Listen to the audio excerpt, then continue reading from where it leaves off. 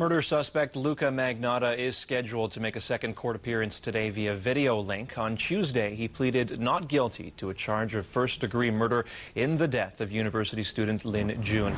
Cindy Sherwin is at the Montreal courthouse today, and Cindy, Magnotta's lawyer could request a psychiatric evaluation today.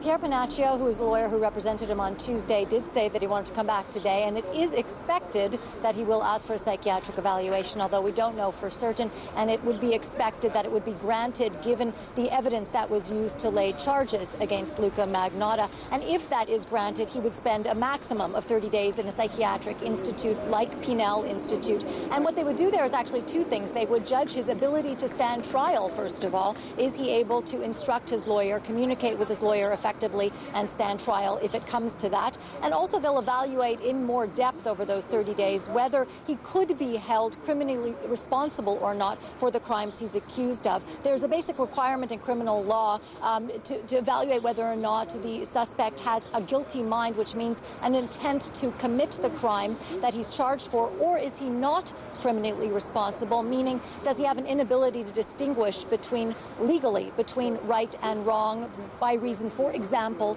of an illness, a mental illness or psychosis. So that is what they're going to look at. Very interestingly, though, we spoke with a former Crown prosecutor, Andrew Barbacki, who's now a defense lawyer, and as you'll hear, he tells us that it is still possible to be charged and commit a crime that takes a lot of planning, intent, a lot of structure, and still be found criminally not responsible.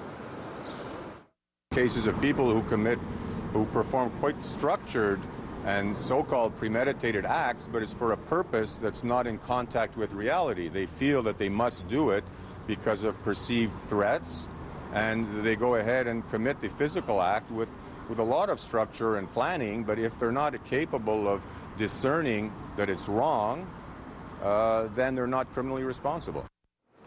So it shows you how very complex this whole process is. Luca Magnotta, as you said, is expected, Paul, to appear by video link, although I'm told there's still a great deal of security nonetheless inside the courthouse, and we expect lots of media. We're also hearing that possibly a spokesperson from the Crown Prosecutor's Office will talk to us after the court appearance. We'll have all that for you, of course, tonight at 6.